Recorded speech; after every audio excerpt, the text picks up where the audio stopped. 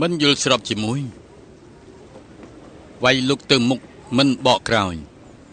ខ្មោចថ្មីតែតខ្មោចចាស់តាមរំខានមេឃងងឹតភ្លៀងធ្លាក់ឮសូរសំឡេងយំពេលដែលយើងនៅក្មេងយើងតែងដើរតាមមេទ័ពធំស៊ីតាទៅភាគខាងជើងផ្លូវបាក់បែកគ្មានសល់អំឡុងពេលធ្វើដំណើរទៅហឺណាតហើយនឹងហឺពើយប៉ុន្តែពីមុនគឺជាទឹកដីសបោសបាយមើលពីចម្ងាយរាប់ពាន់លីកំពូលស្មៅស្ទើរតែកម្ពស់មនុស្សពីតំបន់វាលរៀបចេញពីផ្លូវទូលាយคล้ายទៅជាផ្លូវវែងជាកញ្ចក់ពួកគេសម្លាប់មនុស្សរួចធ្វើជាដីធ្វើឲ្យស្មៅលូតលាស់ជាខ្លាំងយើងចាំរឿងនោះបានច្បាស់នៅរដូវក្តៅខែទី7ដីនៅតំបន់នោះគឺរងាដល់ឆ្អឹងខ្មោចព្រាយស្រែកយំគ្រប់ទីកន្លែងទាហានរាប់សែនសម្រាប់ទឹកភ្នែកមេទ័ពធំស៊ីតានិយាយថាបើសិនជាអូបន្លាយបែបនេះ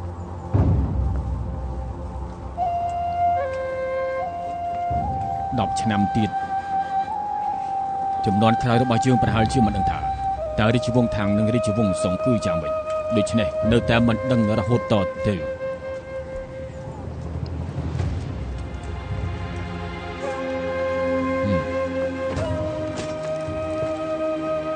ក្រៅឡើងមកចូលអរគុណក្រាបទូល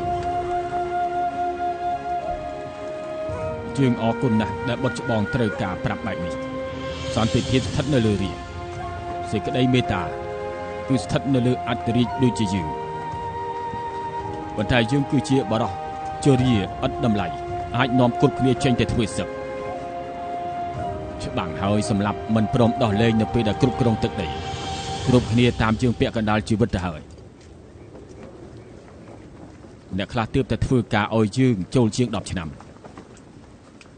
បងប្អូននិងពូរបស់យើងអ្នកខ្លះក៏ស្លាប់បាត់អ្នកខ្លះក៏ចាស់អស់ហើយម្នាក់គឺសុទ្ធតែទ្រុឌទ្រោមមេតបរងឆាំងចៅឈុនមានរបួស6កន្លែងគឺព្រោះតែគ្រាប់ធ្នូគ្រាន់តែរុំរបួសរួចក៏ចេញទៅច្បាំងជាមួយសត្រូវទៀតរួចជិះសេះអស់មួយយប់មួយថ្ងៃចំណែកអាវក្រោះក៏ប្រឡាក់ទៅដោយឈាមគេនិយាយថាក្មេងតូចគឺមានតែមនុស្សទុនខ្សោយតែប៉ុណ្ណោះដែលអាចឆាប់ស្លាប់នោះ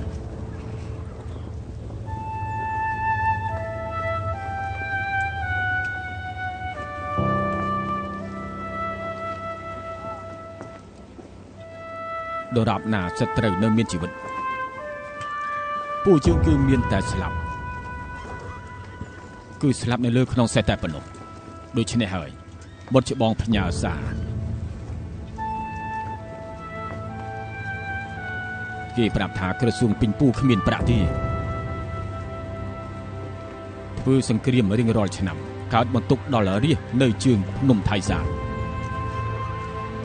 យើងមិនអាចបដិសេធចំពោះគេបាន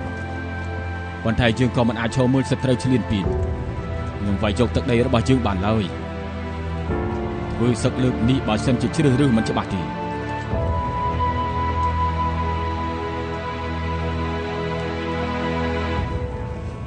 គឺមានតែយើងច្បាំងតែម្នាក់ឯងទៅចុះព្រះអង្គទូលបង្គំនឹងតាមព្រះអង្គលះបង់ជីវិតដើម្បីនគរទូលបង្គំមិនឲ្យទ្រង់ពិបាកប្រទេសនោះទេទូលបង្គំនឹងប្រយុទ្ធដល់ដំណើរការចុងក្រោយដើម្បីព្រះអង្គ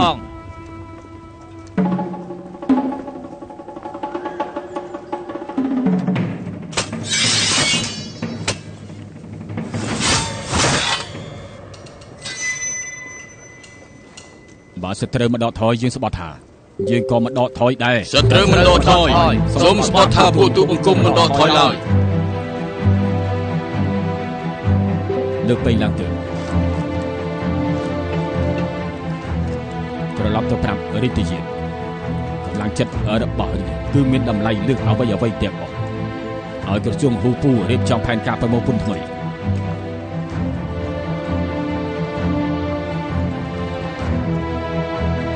ក្រោយពេលហូបបាយរួចពួកយើងនឹងត្រូវទៅមើលឈីងជីជីងតាមលើកអាហារចូលលើកតុកជ័យ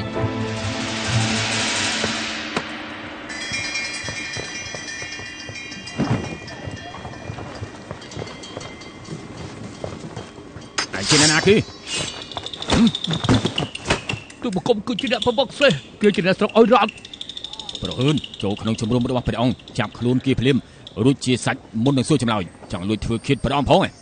នោះគឺជាអ៊ីឈៀន វិជានហើយអីបានជាខ្លាយខ្លួនទៅជាបែបនេះ សូមទូលព្រះអង្គទ្រង់ប្រគល់កិច្ចការឲ្យទូបង្គំមកវិញដើម្បីបុលថែសេះ ចូលមកធ្វើអីនៅទីនេះ លួចស្រាក្រាបទូល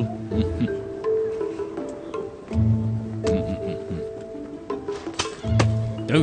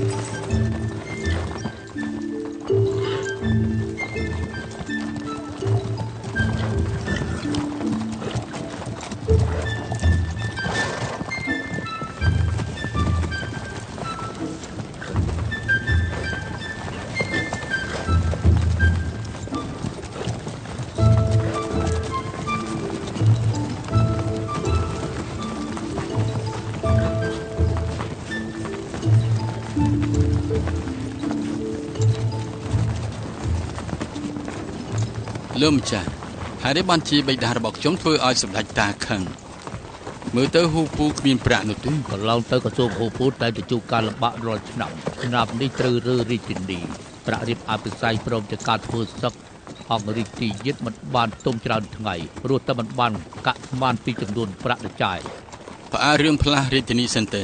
ដំណាយងលើករក្សាទុកនៅទីនេះសិនហើយ ទ្រង់នៅក្បីគិតថាទ្រង់អាចមានបន្ទូលបែបនេះបានទេស្អែកនេះទូបង្គំនឹងស្នើដីការួចពិភាក្សារឿងនេះម្ដងទៀតហើយនេះគឺជាពេលវេលាសំខាន់ណាស់ដូច្នេះសូមទ្រង់ទៅធ្វើឲ្យព្រះអង្គគ្រូគ្រានអីក្រាបទូលការរក្សាតំណែងជាព្រះនតាគឺស្មើនឹងការពារតំណែងអង្គរាជទីយាន ថ្ងៃនេះលោកមិនចាំឃើញទេបើកាន់ធ្នូហើយនោះព្រះកតជាត្រូវបាញ់ហើយគ្មានអ្នកណាបង្អាក់ដំណើរព្រះអង្គទេ ក្រសួងពេញពូកំពុងពិភាក្សារឿងនេះចំពោះការច្បាប់លើកនេះគឺជាការលំបាកណាស់ទ្រង់ធ្លាប់គិតពីរឿងនេះសត្រូវដែលពួកយើងមកច្បាំងជាមួយលើកនេះគេជាអ្នកណាក៏សម្ព័ន្ធតាឲ្យរ៉ាត់ឬក៏អ៊ូលៀងហាគឺមិនទាន់ច្បាស់នៅឡើយទេថែមដឹកនាំតបចេញច្បាំងពីរាជធានីតើអាចគ្មានគ្រោះថ្នាក់ទេព្រះអង្គគឺចង់ច្បាំងម្ដងឲ្យចប់ដើម្បីពង្រឹងអំណាចទុកថាជាគ្រោះធំហើយ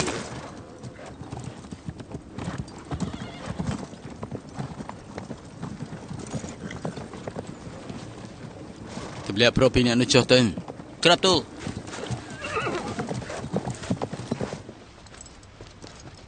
ថ្វាយបង្គំព្រះអង្គក្រោកឡើងគ្រាបិតាឲ្យក្រោកឡើងមក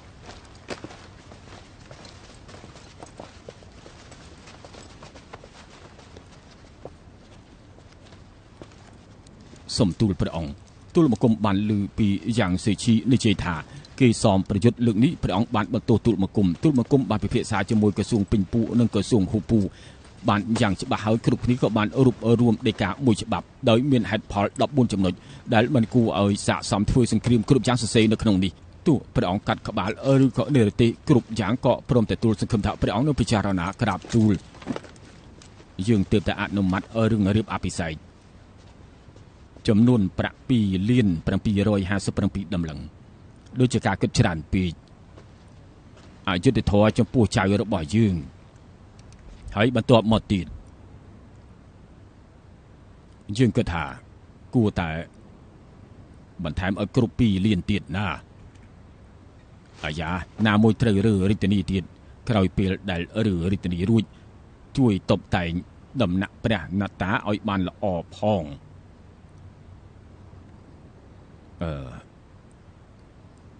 ក្រោយពេលសង្គ្រាមលើកនេះបញ្ចប់បុត្រនឹងត្រូវឡើងសោយរាជ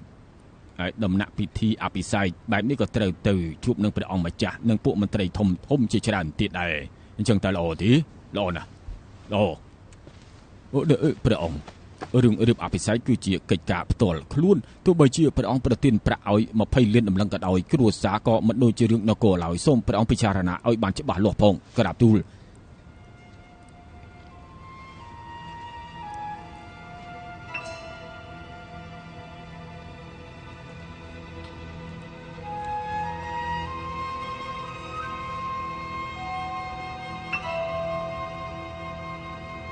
បុត្រច្បងបុត្រត្រូវតែធ្វើតាមបំណងបិតាបុត្រក៏ដឹងដែរថាបិតារស់នៅមិនបានយូរទៀតទេព្រះបិតាគ្រប់យ៉ាងនៅលើលោកនេះសុទ្ធតែស្ថិតនៅក្រោមការគ្រប់គ្រងរបស់ព្រះអង្គបើសិនជាមានរឿងអ្វីកើតឡើងចំពោះព្រះបិតាស្រុកទីនឹងឆ្លាចលនោះហើយគឺជាគ្រោះពិតមកថាទូលបង្គំបំពេញក្តីបំណងរបស់បិតាឬក៏អត់គ្រោះថ្នាក់បែបនេះគឺមិនអាចមើលរំលងបានឡើយក្រាបទូល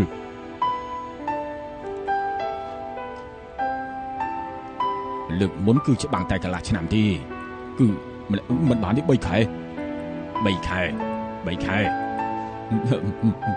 ព្រះបិតាទ្រង់ដឹកនាំទាហានចេញទៅចំណាយពេល3ខែហើយ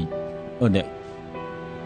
ទ្រង់គុំលេងសើចជាមួយនឹងទូលបង្គំដូចកូនក្មេងហេតុអីបានជាទ្រង់មិនជ្រើសរើសមេទ័ពម្នាក់ឲ្យចេញទៅនៅកំផែងឆាំងឈឹងមុននឹងធ្វើសង្គ្រាមព្រះបិតាទ្រង់មានប្រជជនច្រើនទៅហើយអាកាសធាតុនៅខាងក្រៅត្រជាក់ណាស់សូមទ្រង់គុំអ្នក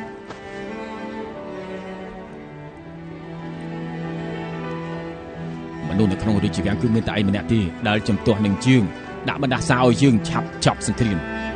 មន្ត្រីនឹងទាហានគឺសុទ្ធតែយល់ថាយើងធ្វើសង្គ្រាមគឺឈ្នះ 100% ពួកគេគឺយល់ស្របនឹងទូលបង្គំមិនចំទាស់ដែរប៉ុន្តែសង្ឃឹមថាព្រះបិតាគឺស្ដាប់តាមបុត្រទេចុះមនុស្សម្នាក់អាចធ្វើកិច្ចការបានសម្រេចនៅក្នុងសម័យកាលរបស់ខ្លួនឯងតែម្យ៉ាងតែប៉ុណ្ណោះប៉ុន្តែទ្រង់បានធ្វើកិច្ចការជាច្រើនសូមព្រះអង្គសម្រាប់ឲ្យស្រួលប្រកាយចុះក្រាបទូល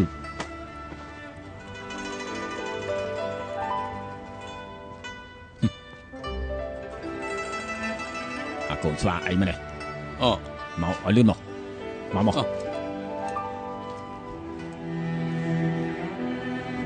ំមកគួរចេញច្បាំងឬក៏អត់នេះគិតឲ្យច្បាស់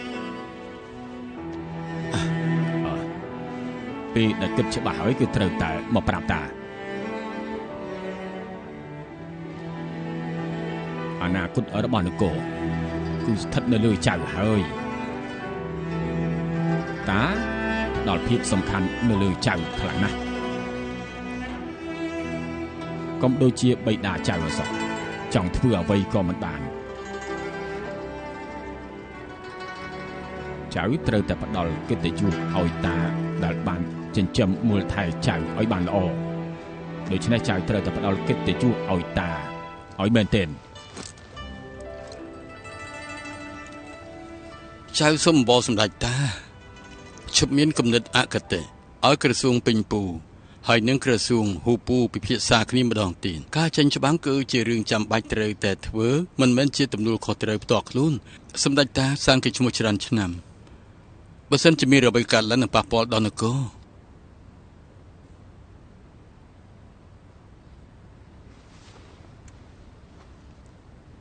អញ្ចឹងអ្វីដែលសន្យាជាមួយតាលែងបានផលហើយអ្វីដែលទូលបង្គំសន្យាគឺជារឿងពិត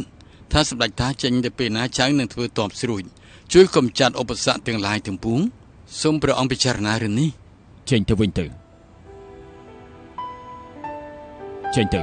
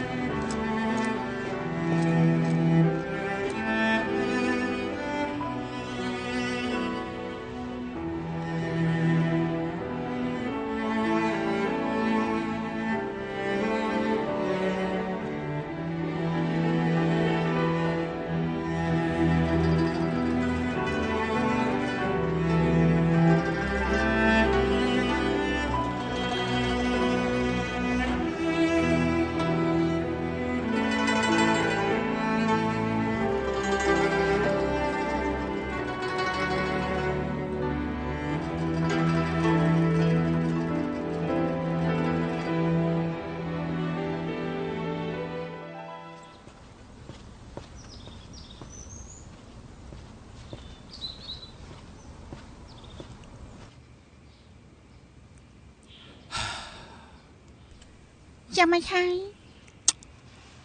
ធ្វើសង្គ្រាមនៃហត្ថផ្លៃចិនសម្ដេចថាមានបញ្ជាឲ្យនាំនាងទៅឈុនជៀន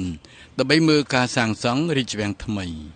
ទ្រង់មានបន្ទូលថាក្រោយពេលដែលផ្លាស់រាជធានីហើយនឹងរៀបចំអភិសេកពួកយើង ព្រះពរ មិនបានជាមិនសួរថាហេតុអ្វីបានជាព្រះអង្គធ្វើបែបនេះ រាល់រាជអង្គការរបស់ព្រះអង្គតាំងត្រូវសួរដែរទេ កន្លងមកខ្ញុំតែគិតថាខ្ញុំជាមនុស្សដឹងគ្រប់បែបយ៉ាងប៉ុន្តែពិតជាគ្រាន់តែជាការប៉ាន់ស្មានខ្ញុំបានអញ្ជើញរាជគ្រូអារាមឈិញមីងឲ្យទៅក្រុងជុនធាន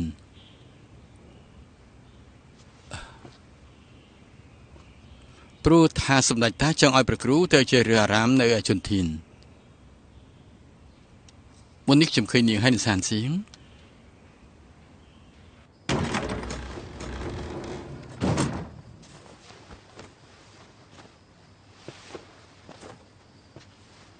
ថ្វាយបង្គំព្រះអង្គម្ចាស់ ក្រឡាន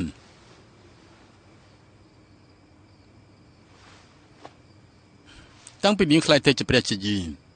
ពួកយើងគឺមិនទាន់បាននិយាយគ្នាជាផ្លូវការនោះទេ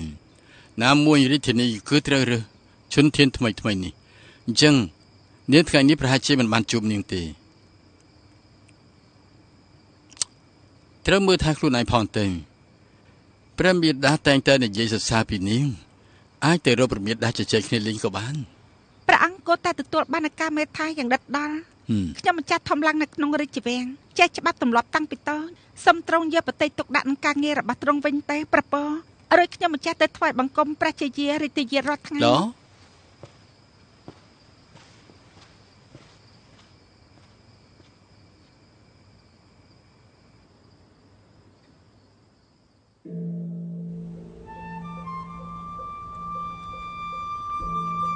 ថ្ងៃនោះយើងបានជីសេះចេញពីធានសួយយើងបានជួបជាមួយនឹងនេនម្នាក់ដែលមានប្រកេះរលឹករលោងស្អាតណាស់គេប្រាប់កណាថាគេឲ្យយើងគេនឹងប្រគល់មកខៀវថ្វាយទ្រង់នៅពេលនោះអាត្មាមិនបានជានេនទេប៉ុន្តែទ្រង់ទៅវិញទេទ្រង់គឺជាព្រះអង្គម្ចាស់ដែលមិនមានគំនិត លឺបែបនោះហើយគឺធ្វើអាត្មាខ្លាចខ្លាំងណាស់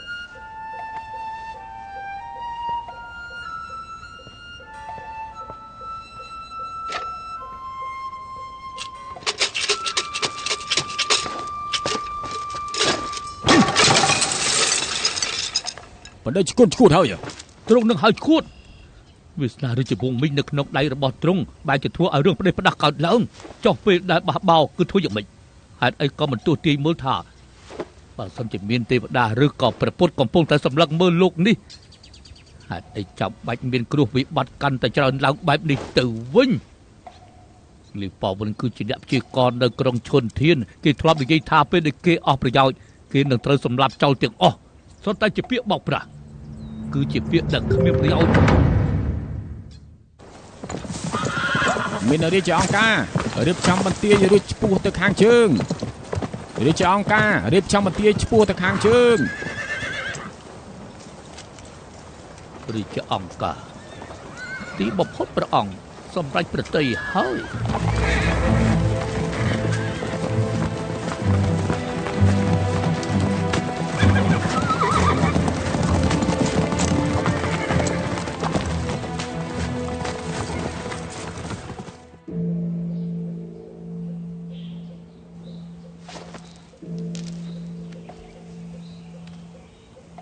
សូមបីតែចៅប្រុសកណាគឺមិនបានបាត់បង់ដៃមិនបានបាត់បង់ជើងដើម្បីយកចិត្តទ្រង់និយាយតាមត្រង់ទៅទ្រង់គឺគួរតែសប្បាយចិត្តដែលមិនមាននរណាម្នាក់មករំខានទ្រង់តទៅទៀតអាត្មាដឹងច្បាស់ទ្រង់ខ្លាចបំផុតគឺស្លាប់ច្បាស់ជាមានគេសោយចំអកឲ្យទ្រង់ហើយស្ដេចហ៊ានលះបង់ជីវិតដើម្បីការពារនគរនោះគឺជារឿងដែលគួរតែធ្វើ មនុស្សចំនួនក្រោយទោះបីជាមើលអរមឡងកណាប៉ុន្តែពួកគេគួរតែគោរពកណាស្លាប់គឺជារឿងតូច នគររលាយទើបជារឿងធំវាសនារាជវង្សមីងត្រូវរុងរឿងយូរអង្វែងទៀតព្រោះសម្បូរទៅដោយមនុស្សដែលមានសមត្ថភាពដែលអាចហោះហើរទៅឆ្ងាយរាប់ពាន់យោជន៍កំហុសឆ្គងរបស់កណាមិនគួរណាទម្លាក់ទៅឲ្យក្មេងចំនួនក្រោយគិតថាប្រកាសសង្គ្រាមហើយគឺនៅខាងក្រោយមានសេចក្តីសុខទេអត់សិនជាទ្រង់អស់ប្រជជននៅលើសមរភូមិតើកូនចៅរាជវង្សមិញអាចមកសងសឹកជូនទ្រង់ទេ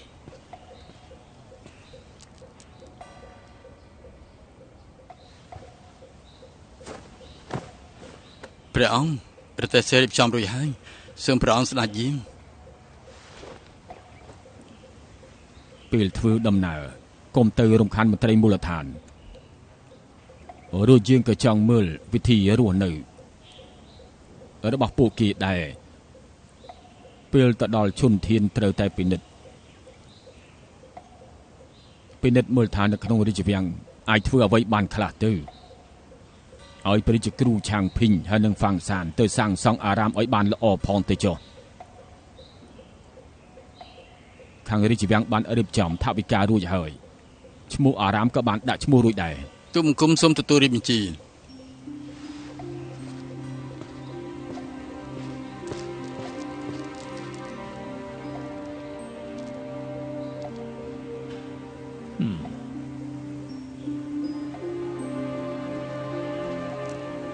ព្រះអង្គអាត្មាសូមលាហើយសូមទ្រង់មើលថែប្រកាយផង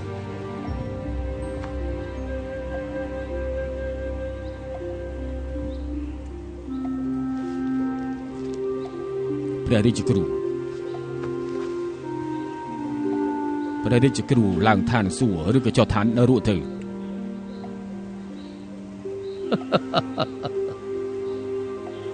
ច្បាស់ជាចុះនៅរស់ហើយបើអាត្មាមិនទៅនៅរស់តើមាននរណាចុះនៅរស់នោះល្អណាស់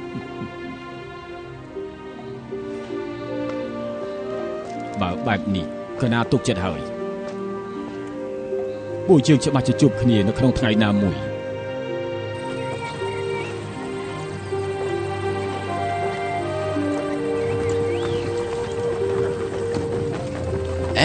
ចង់ជាសេះដែរទេនឹង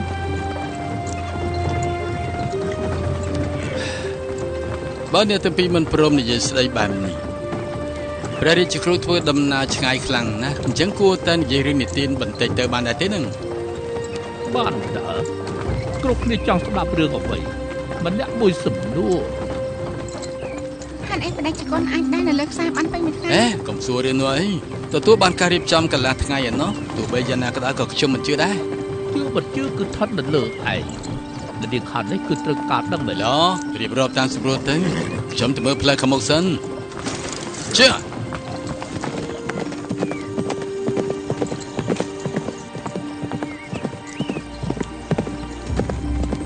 តាំងពីអាត្មាបួសជាព្រះបានសិក្សារៀនសូត្រដើម្បីសម្រេចឈានដល់មគ្គផលជាច្រើនគ្រប់គ្រាន់ប្រើវិធីខុសគ្នាត្រូវធ្វើឲ្យចិត្តមិនមានទៀតស្មុគស្មាញលោកគ្រូចំនួនទី1បានហោះរំលងជ្រោះនៅលើភ្នំវាងសាននៃក្រុងឈុនធានរួចហើយក៏ជួបនឹងលអាងធម្មជាតិមួយកន្លែងគាត់ក៏បានកាន់ព្រះគម្ពីររួចហើយដើរទៅលើខ្សែទៅឆ្លងលអាងនោះបន្ទាប់មកគាត់សម្រេចនិព្វាននៅក្នុងលអាងមួយនោះហើយឆ្នាំនោះគឺជាឆ្នាំរុងរឿងរបស់រាជវង្សថាងនៅឆ្នាំនោះអធិរាជអូជឺធានបានក្តោបក្តាប់អំណាច60ឆ្នាំក្រោយមកលោកគ្រូចំនួនទី2ក៏ធ្វើបានដូចគ្នាធ្វើបែបនេះរហូតដល់ចំនួនទី9ការអានគម្ពីរលើខ្សែក៏បានរលាយបាត់អាត្មាវឹកហាត់ស្ទើរមកជីវិតសង្ឃឹមថានឹងចូលទៅអានគម្ពីរនៅក្នុងលអាងទៀតបាទនោះគឺជាគោលដៅនៃជីវិតអាត្មាព្រះដេចគុណត្រូវតែដាក់ឆ្លងខ្សែទៅនោះបានមែនទេមនុស្សបុរាណតែងតែជឿជាក់ជានិច្ចបើមិនវឹកហាត់ធ្វើឲ្យចិត្តស្ងប់ទេនោះទោះបីជាមានព្រះគម្ពីរក្នុងដៃក៏មិនអាចប្រលត់ទុកក្នុងចិត្តបានដែរដូច្នេះហើយអាចចំក់ទីសេះនោះគេមិនដែលជឿទេកណាមិនជឿដូចគ្នានេះគឺជាអាកំបាំងរបស់ពួកអាត្មា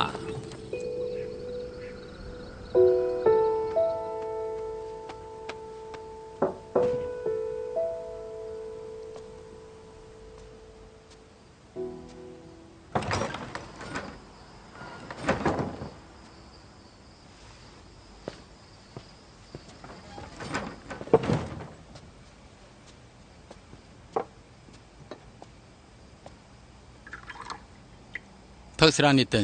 បំបត្តិការនៃហន់នៅទីនេះមិនចាំបាច់គួរសំពេកទេឡូ សូមស្រាំមកពេងដែរមក បាន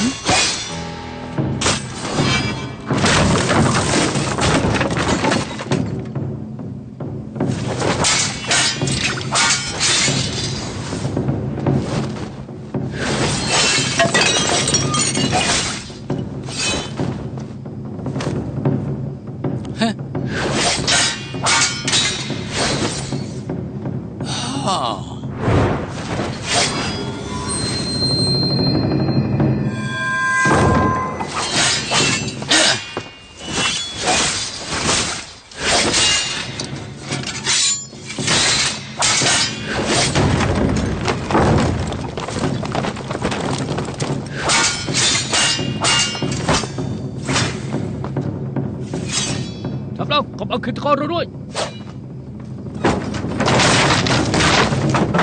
តាមទូបង្គំមកយឺតសពនឹងស្លាប់ព្រះនតាទូបង្គំនឹងទៅតាមចាប់គេបនមិនចាំបាញ់គេគ្រាន់តែជាសម្លាញ់ចាស់ឈៀងមកលេងហើយគ្រប់គ្នាត្រឡប់មកវិញធ្វើការការពារបានល្អស្លាប់ទូលទៅជុំជា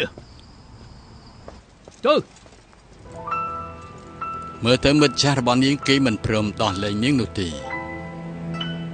គេត្រូវការសម្រាប់លោកយុទ្ធសាស្ត្រមិនលោកចំណុចខ្សោយស្ត្រី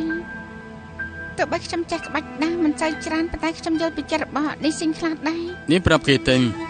មិនច្បាស់រស់នៅលាក់បំពួនទៀតទេខ្ញុំរងចាំគេនៅទីនេះ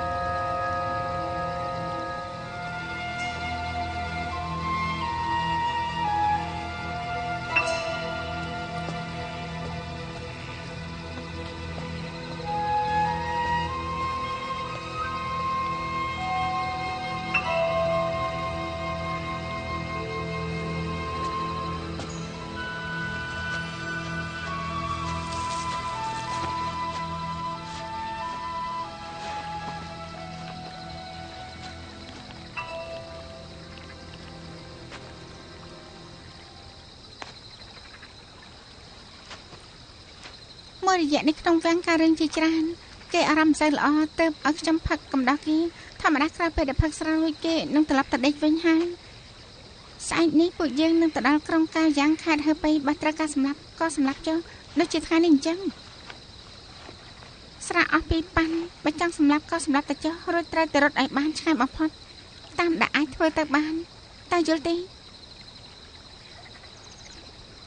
ស្នេហាជ្រាលជ្រៅនៅមិនទាន់បានរៀបការទេបែរជាព្រមការពារគេដល់ថ្នាក់នេះយ៉ាងម៉េចខ្ញុំសម្រាប់គេមិនបានមិនបានលោកបងសម្រាប់គេមិនបានទេក្មេងកំព្រាក្រៅសង្គ្រាមចេញណានក្រុមលោកបងត្រឡប់មកវិញហើយប៉ុន្តែបើសិនជាគេស្លាប់ពួកគេនឹងខ្លាចទៅជាថ្មសម្លេងកម្បាត់របស់ព្រះណាត់ដាចំណែកព្រះអង្គវិញទ្រង់មិនលេបសម្ដីឡើយបើសិនជាលោកបងសម្រាប់គេនោះលោកបងគិតតែមើលរះបរិស័ទប្រមាណអ្នកដែលត្រូវស្លាប់ព្រោះតែពួកយើងលោកបងនេះខ្ញុំបានបំភ្លេចគំនុំគុំគួនអស់ហើយលោកបងយល់មែនទេលោកបងត្រូវចាំថារឿងទាំងអស់នេះខ្លាយទៅជាអតីតកាលទៅហើយ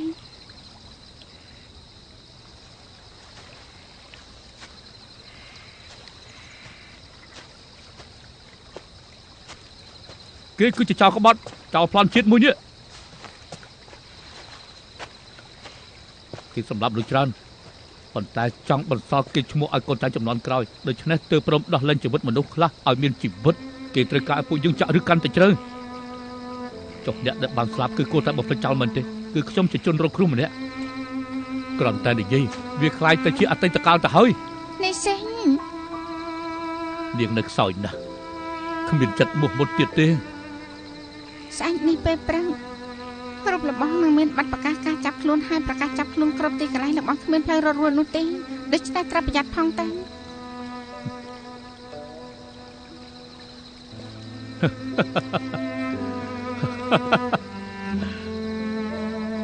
នេះគឺថាខ្ញុំខ្លាចស្លាប់មែនទេខ្ញុំត្រូវការឲ្យជនរងគ្រោះនៃសង្គ្រាមជីណានគឺបានទទួលនូវភាពយុត្តិធម៌មិនមែនស្ថិតនៅលើការសម្រេចចិត្តរបស់គេទេថាត្រឡប់ទៅវិញទៅខ្ញុំឲ្យយើងបានឃើញថាពួកគេគួរតែស្លាប់បែបមិនទើបឈប់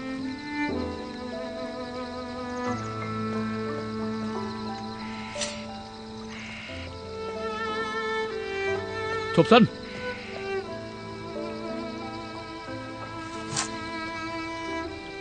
នេះសិន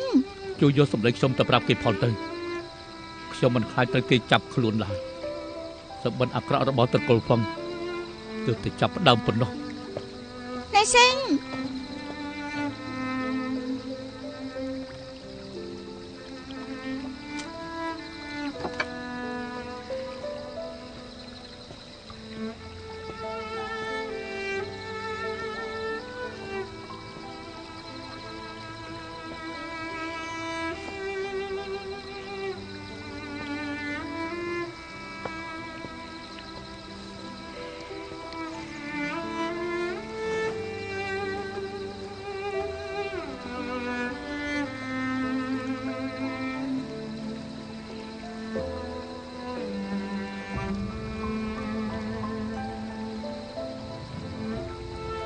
ក្រោយពេលដែលផឹកស្រារួច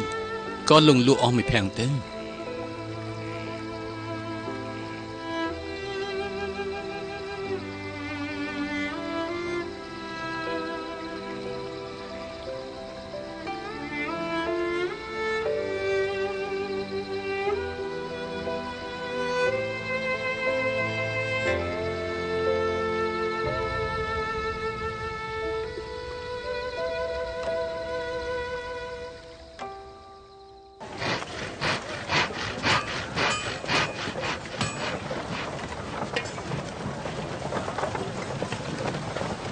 ថ្វាយបង្គំព្រះអនត្តាលំបាកដល់អស់លោកហើយក្រឡានអរព្រគុណព្រះអនត្តាព្រះអនត្តាអញ្ជើញខណ្ឌក្រាបទូលជាងកំពុងតែប្រឹងប្រែងធ្វើការដូច្នេះរៀងអញឯបន្តិចថ្មបែបនេះបញ្ជូនមកបានយ៉ាងម៉េចដែរទៅនឹងសំទូលព្រះអនត្តាថ្មនេះគឺបានកាត់នៅក្នុងឆ្នាំទី5នៃរជ្ជកាលយងលឹកគឺយកមកធ្វើជាផ្លូវដឹកជញ្ជូនថ្មជាពិសេសនៅរដូវរងាទើបមានការបញ្ជូននៅតាមផ្លូវទើបមានការផ្លាស់ទីហើយប្រើកម្លាំងមនុស្ស338នាក់បើអញ្ចឹងត្រូវការមនុស្សប្រមាណអ្នកដើម្បីសាងសង់សំទូលព្រះអនត្តាតាមការអង្កេតរបស់ក្រសួងកាំងពូធ្វើគំរូមកឲ្យនៅក្នុងនោះគឺមានដីឈើក្បឿងថ្មហើយនឹងខ្សែវិចិត្រករគឺជាអ្នកដែលមានថ្វីដៃទាំងអស់គឺ8នាក់ហើយអារាមគឺជាកន្លែងបូជាឃ្លាំងផ្ទុកទំនិញដំណាក់ផ្សេងជាច្រើនទាំងអស់គឺ16កន្លែងក្នុងរយៈពេល10ឆ្នាំមកនេះគឺមានមនុស្សសរុប1លាននាក់ព្រះអង្គបញ្ជាឲ្យយើងមកមើលដើម្បីពួកលោកប្រាក់រង្វាន់បានបញ្ជូនមកដល់ហើយសូមពួកអស់លោកអញ្ជើញទទួលតាមសម្រួលព្រះគុណព្រះអង្គព្រះអនត្តាទូលបង្គំនាំទៅមើលដំណាក់ស៊ីស៊ីកុងគឺជាទីកន្លែងរៀបអភិសេករបស់ទ្រង់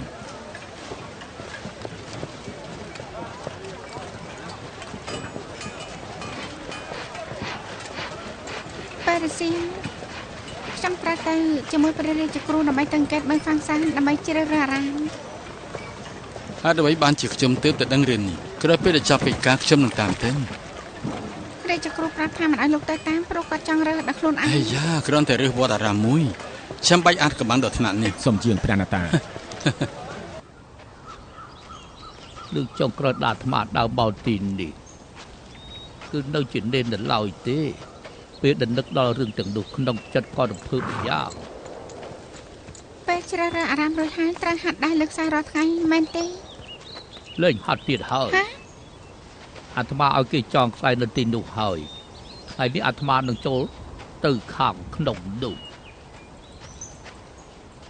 ថ្ងៃនេះបើសិនជាបដិជគុណធ្វើមិនសម្រេចនោះអញ្ចឹងសូមឲ្យរាងកាយនឹងរលីសាបសូន្យដូច្នេះអាត្មាធ្លាប់ឃើញគ្រូខ្លួនឯងធ្លាក់ពីលើខ្សែមកដីទៀតផងអញ្ចឹងមានភាពជឿជាក់ទេ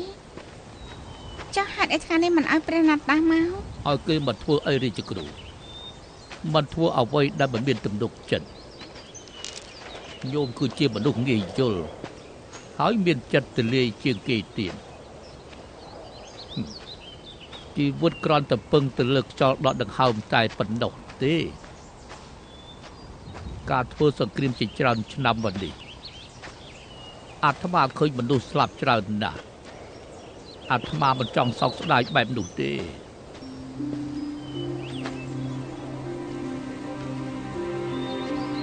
ចាស់ព្រះអង្គវិញនោះព្រះអង្គជ្រាបដែរទេថាបដិជគុណចិត្តនឹងសកលគេច្បាស់ជាដឹងពីការធ្វើដំណើរលើកនេះគ្រោះថ្នាក់ណាស់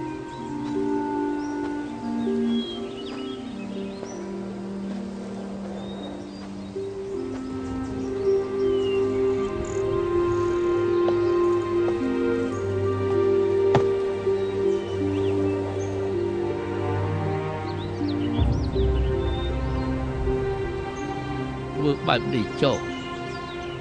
គ្រប់គ្នាទៅចាំជើងភ្នំទៅ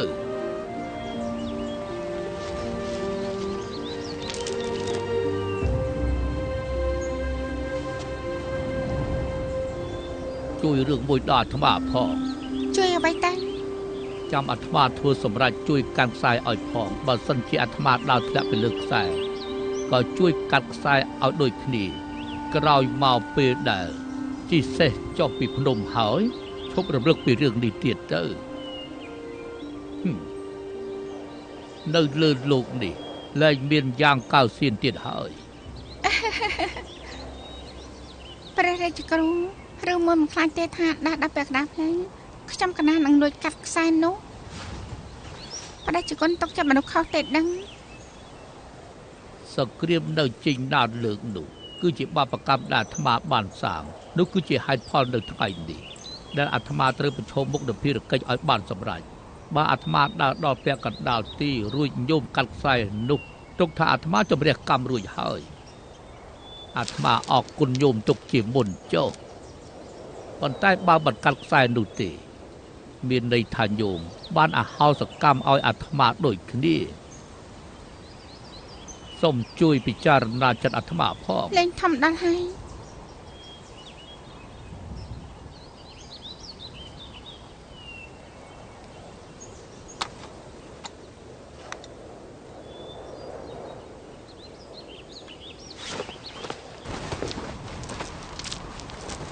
ព្រះរាជគ្រូអ្នកប្រាប់ថានៅពេលដែលឆ្លងខ្សែបានសម្រេចនឹងបានសម្រេចមគ្គផលមែនទេចាំមិនទៅដឹងថាសម្រេចមគ្គផល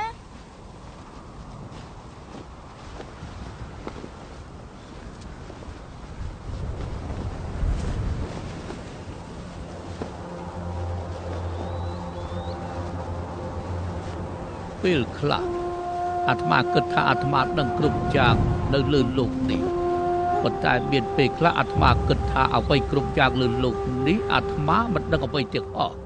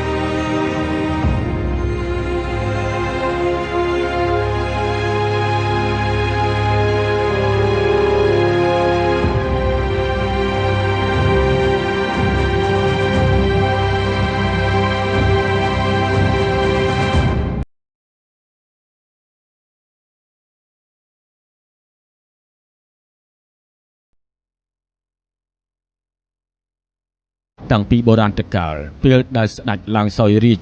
ចាំបាច់គឺត្រូវតែមានអ្នកស្នងរាជរួចធ្វើការជ្រើសរើសដើម្បីនគរមានស្ថិរភាពនិងភាពរុងរឿងជានិរន្តរ៍ព្រះអង្គបានរឹតបន្តឹងចំពោះនឹងការគោរពចំពោះអ្នកដទៃនិងគោរពចំពោះបុព្វបុរសដែលនឹងត្រូវប្រគល់ភារកិច្ចសំខាន់នៅក្នុងការជ្រើសរើសរាជទាជាតិដើម្បីស្នងរាជបល្ល័ង្កដោយព្រះនតាជាអង្គច្បង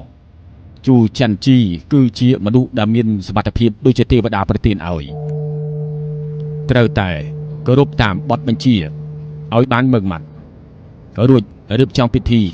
តាមបែបមហាជនហើយនឹងធ្វើការប្រកាសដល់រាជនៅក្នុងនគរទាំងអស់ឲ្យបានដឹងទាំងអស់គ្នាតែម្ដងជៀសវាងការភ័ន្តច្រឡំនៅឆ្នាំទី19នៃរាជការចុងលឹកដើម្បីស្នងរាជបល្ល័ង្ក10000ឆ្នាំដើម្បីរួបរวมកម្លាំងកាយចិត្តជាមួយនឹងរាជ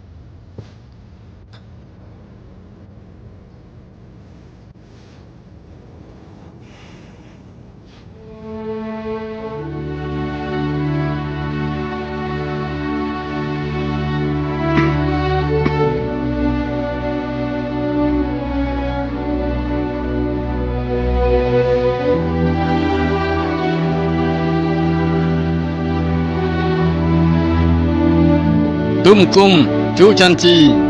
ទទួលរាជបញ្ជាទឹក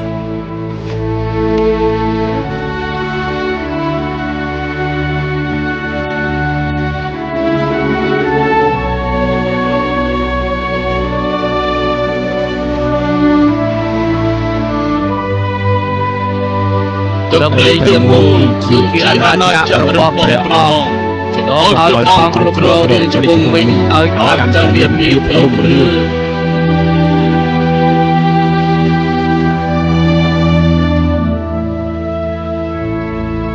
ពិធីតែងតាំងដែលនាងហ៊ូនិងដែលនាងសុនដែលទេវតាបានកំណត់ឲ្យជីអ៊ីននឹងយ៉ាងដែលជាគុណធម៌របស់មេឃដីទុកថាជាជូនពរដល់ឋានសួគ៌ដែលធ្វើឲ្យនគររុងរឿងបើសិនជាគ្មានគុណធម៌ក្នុងខ្លួនអ្វីគ្រប់យ៉ាងក៏លែងមានតម្លៃសូមអំណាចនៃឋានសួគ៌ប្រទានពរយិនយ៉ាងនៅជាមួយគ្នាដល់ចាស់កោងខ្នងក្នុងគម្ពីរបុរាណបានចែងថានេះគឺជាថ្ងៃមង្គលសូមប្រកាសរាជអង្គការតែងតាំងស្ត្រីត្រកូលហ៊ូគឺជាព្រះជាយាឯកព្រះនតាតែងតាំងស្ត្រីត្រកូលសុនជាព្រះជាយារងនៃព្រះនតាដើម្បីជាញាតិវង្សដើម្បីភាពរុងរឿងរបស់រាជវង្សនិងប្រកាសឲ្យពិភពលោកដឹងដើម្បីឲ្យរៀបចំពិធីអភិសេកពិធីបួងសួងរបស់រាជវង្សចប់រាជសារធ្វើការគោរព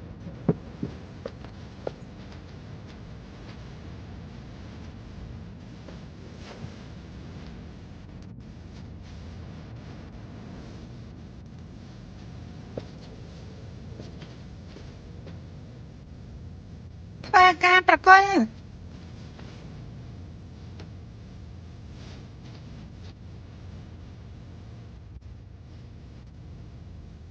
ក្រៅបាយសំឲ្យរុងរឿង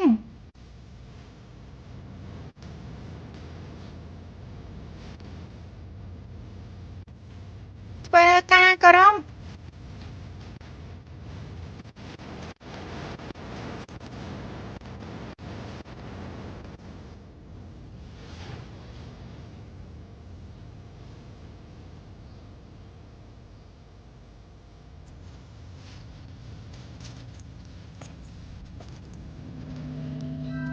នឹកចង្គង់គោរព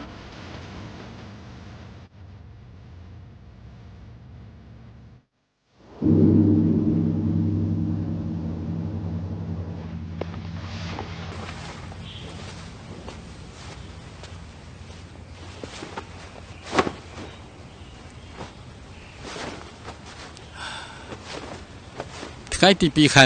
2ខ្ញុំត្រូវតាមព្រះអង្គចេញទៅក្រៅដល់ពេលនោះកុំភ្លេចជួយព្រះបិតារបស់យើងបានច្រើន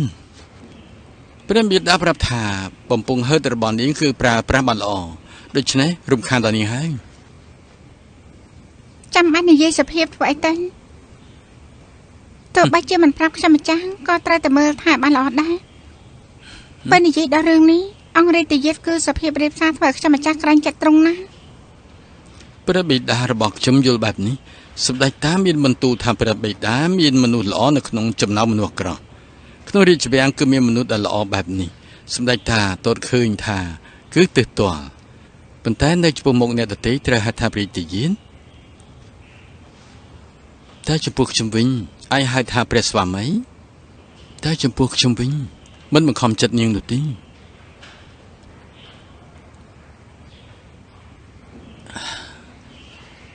បានហើយមើលទៅប្រហែលជាហត់នេះ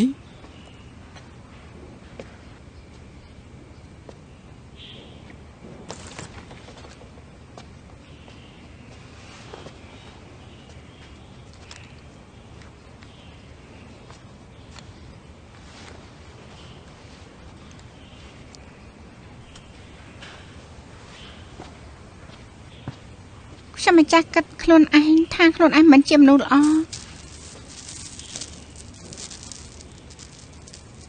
ខ្ញុំម្ចាស់មានអគតិចំពោះរាជយាទមនុស្សល្អ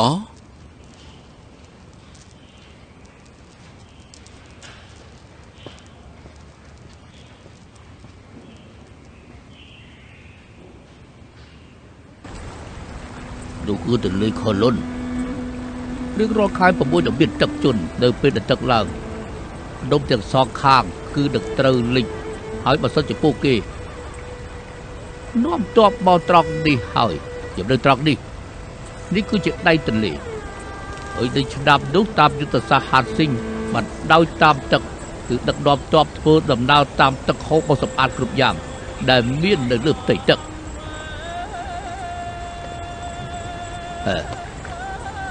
ยังมาตอนบานในเกี่ยวไปนุตีนี่จีบไม่ได้เตี้ยนยมในตีเด็กพวกดำใบเรียบจอมกับเรื่องทมคือดำใบลำปอนปาร์เวนจากอ๋อให้มาตอบมาประมอลเชอร์เรียบจอมเกี่ยวกับเจ้าบรรดาอาซอนพร้อมจากฝึกขบุญตักจำนุ่นใจกับลากขายมาตอบมาตักเดือดร้อนตื่นวิ่งแบบนี้ยมในการตั้งใจสรุปขนมก้าทัวดำหนาลูกที่เอาไว้ในบรรดาทางทางกับน้ำเขาปีสิบเพิ่งเดินเป็นแต่ทัวสักสกรีมเบนเต้นแต่ไอ้โรดบอกจากลูกเมาปีน่ะคือพระองค์เฉลี่ยไว้หนึ่งเจ็ดประตอบนำใบกาเปียกล้วนพร้อมเตียงบังจมูกระบอกกรมเจตนายิงทักล้วนไอ้คลาฮานวิโกจังเศร้าจะวิ่งสกรีมเลือกลูกเอาไปช่วยพระเดียเคยที่เห็นในบัดบังจำดื้อจัดพอตายเลือกดิบอกจะบังคนนี้ในตีนี้มันโดยดาวตีจีวิลตุ่มเดียบที่สบกับนัดระบอกชงเช่นปีเวียสมัยคือมันมีกระไรนาจารกรตีกำลังจะจบไปนึกคือจำมือเลยเด็ดโม่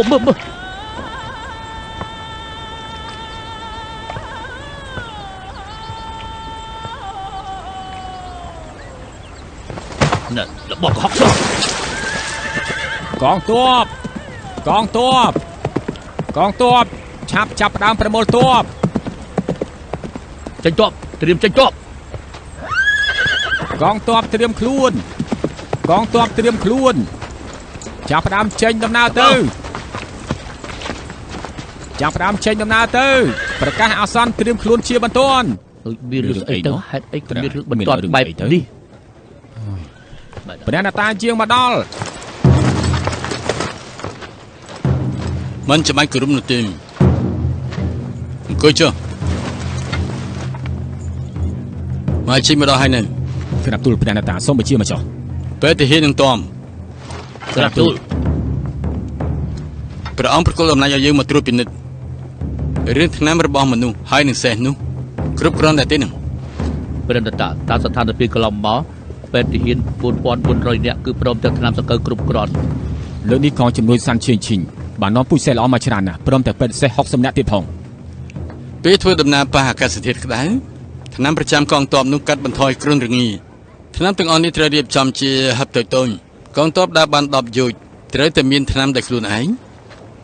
ក្រាបទូលពេលចាត់ចែងរួចត្រូវយកឲ្យយើងកុំធ្វើដោយចិត្តឯងជាពិសេសគឺថ្នាំមុខរបួសហើយនិងថ្នាំខាត់ឈីមអ្នកណាមានរបួសនៅលើសមរភូមិយើងនឹងបញ្ជូនមនុស្ស2នាក់ត្រូវមើលថែពួកគេបានល្អ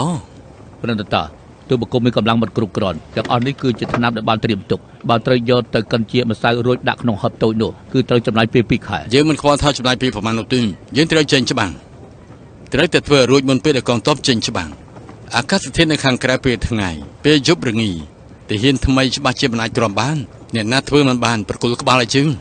សូមព្រះនតាជួយណែនាំសូមកាត់បន្ថយថ្នាំសម្រាប់ប្រើប្រាស់រួចយកទៅប្រើប្រាស់មួយចំនួនចំពោះថ្នាំមកពីសំណាក់រាជពេទ្យគឺមានប្រយោជន៍ខ្លាំងណាស់បានហើយក្រាបទូលចំពោះម៉ាជីងយើងត្រូវបញ្ជូនមនុស្សមួយក្រុមធ្វើជាតបស្រួយដើម្បីស្វែងរកទីតាំងធ្វើជាក្រោលសេះបន្ទាយរបស់យើងគឺមានការផ្ទុះឡើងនៅពេលយប់2ដងព្រឹកឡើងឃើញថាបាត់បង់សេះរាប់ពាន់ក្បាលលើកនេះត្រូវយកចិត្តទុកដាក់ឲ្យមែនទែនហើយនៅពេលយប់ត្រូវរៀបចំចម្បាំងឲ្យសេះស៊ីប្រយ័ត្នថាគ្មានកម្លាំងចេញប្រយុទ្ធសោះទូលបង្គំមានកម្លាំងមនុស្សមិនគ្រប់គ្រាន់គ្រាន់តែមើលខុសត្រូវសេះទាំងអស់គឺជាការងារក៏ដៃទៅឲ្យក្រាបទូលកម្លាំងមិនគ្រប់គ្រាន់ត្រូវស្វែងរកបន្ថែមសេះគឺសំខាន់សម្រាប់ការធ្វើសឹកបើមានបញ្ហានឹងត្រូវទទួលទោសក្រាបទូលនៅក្នុងពេលធ្វើដំណើរត្រូវតែមានសម្លេងស្រែកហូរកញ្ជ្រៀង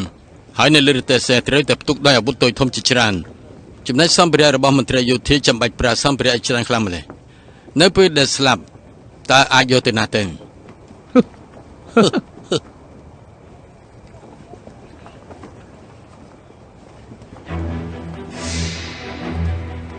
នៅពេលដែលចេញផុតពីកំផែងឆាំងសឹងមានតែពាក្យ7ម៉ាត់បន្ទាយរឿងមុំស៊ូដល់ស្លាប់អ្វីទៅបន្ទាយរឿងមុំនោះព្រោះមានកំផែង3ជាន់ខាងមុខកណ្ដាលខាងក្រោយចំពោះមុខខាងក្រោយគឺត្រូវតែជីកឲ្យបានជ្រៅហើយនៅចំកណ្ដាលត្រូវតែជីកឲ្យជ្រៅទ្វេដង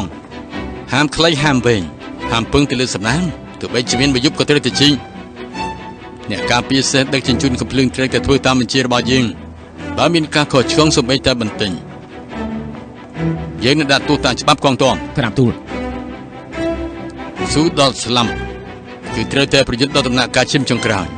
ចម្បាំងរវាងកងទ័ពទាំងពីរគឺត្រូវតែមានអ្នកឈ្នះកងទ័ពទាំងអស់មិនត្រូវភ្លេចភ្លាំងនោះទេក្រាបទូលបំបែង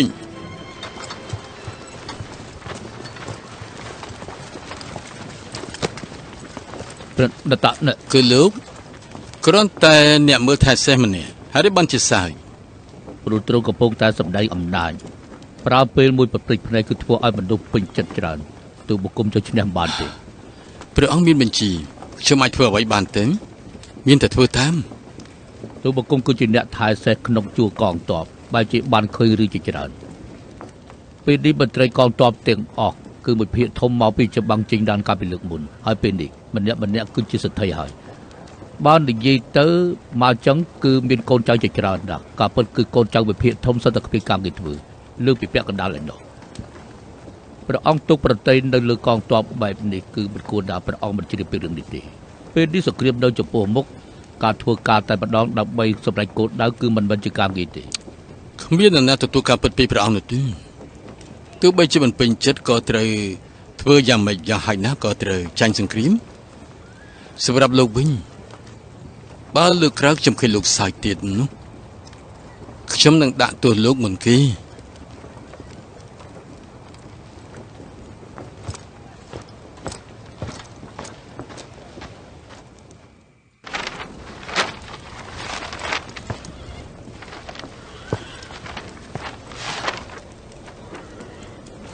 គ្រប់គ្នាសាកស្មានទៅមើលថាមានន័យអ្វីខ្លះក៏សម្ព័ន្ធអរ៉ាត់និងតាតាគឺដំបូងឡើយគឺបញ្ចុះសម្រុងនឹងគ្នាទេពួកយើងចំណាយប្រាក់ច្រើនទៅលើពួកគេទូបង្គំគិតថាលើកនេះម្ចាស់កុលសម្ព័ន្ធអរ៉ាត់ខ្ចីដៃពួកយើងប្រការទី1គឺត្រូវការពិនិត្យកម្លាំងទ័ពរបស់យើងប្រការទី2មានគម្រោងមើលថាតើនឹងច្បាំងជាមួយនឹងអ្នកណាទូបង្គំយល់ថាពួកយើងគួរតែចងសម្ព័ន្ធមិត្តឲ្យពួកគេរួមដៃជាមួយនឹងពួកយើងដើម្បីកម្ចាត់តាតាគំនិតនេះគឺមិនអត់ទេលោកយល់យ៉ាងម៉េចដែរម្ចាស់កលសម្ព័ន្ធអយរ៉ាត់ម៉ាហាមូយាសៀនគឺជាក្មួយប្រុសរបស់គេគឺនៅក្មេងណាស់ម៉ាហាមូច្បាស់ជាមិនហ៊ាននោះទេ បើពួកយើងចាប់គេជាឆ្លុយសឹកកុលសម្ព័ន្ធអ៊ុយរ៉ាត់នឹងច្បាស់ជាប្រកាសចុះចាញ់គំនិតរបស់បងទី2គឺមិនអន់ឡើយប៉ុន្តែការច្បាំងជាមួយនឹងកុលសម្ព័ន្ធតាទូលមកគុំគិតថាដូចជាមិនចាំបាច់ទេមិនគួរឲ្យគេមកសម្រួលកងទ័ពរបស់យើងឡើយយើងបានលឺមកថាជាសៀនពូកែច្បាំងនៅលើវាលរៀបណាស់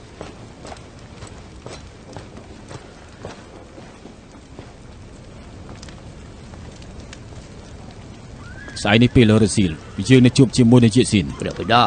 គឺគ្រាន់តែម្ចាស់កុលសម្ព័ន្ធតូចតាចឲ្យទូបង្គំទៅជួបគេវិញទៅដឹងគេដឹងយើងចាស់ហើយតាមែនទេទើបមិនឲ្យតម្លៃយើង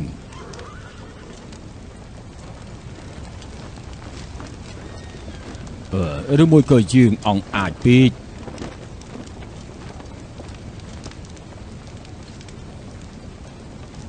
ទុកឯងទៅចុះក្រាបទូល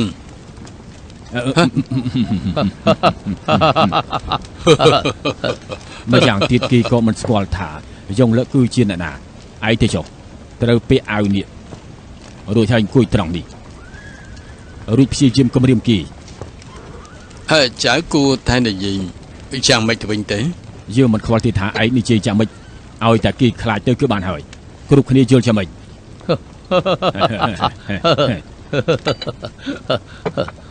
ធ្វើឲ្យពួកគេបានឃើញ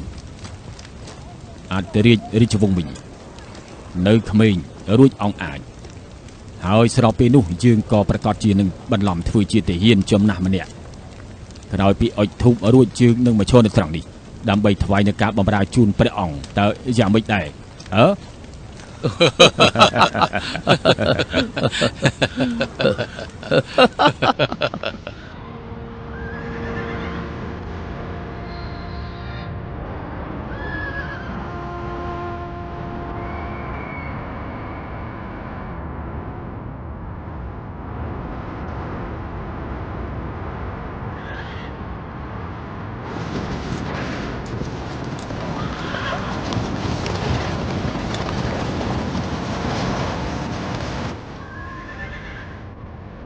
អធិរាជវង្សមីងហៅយាសៀន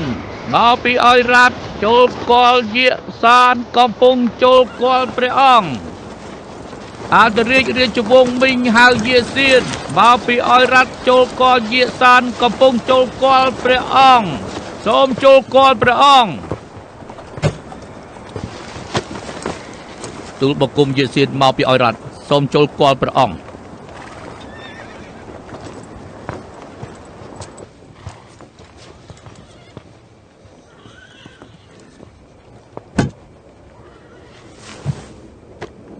កុលសម្ព័ន្ធអយរ៉ាត់សូមក្រាបថ្វាយបង្គំព្រះអង្គ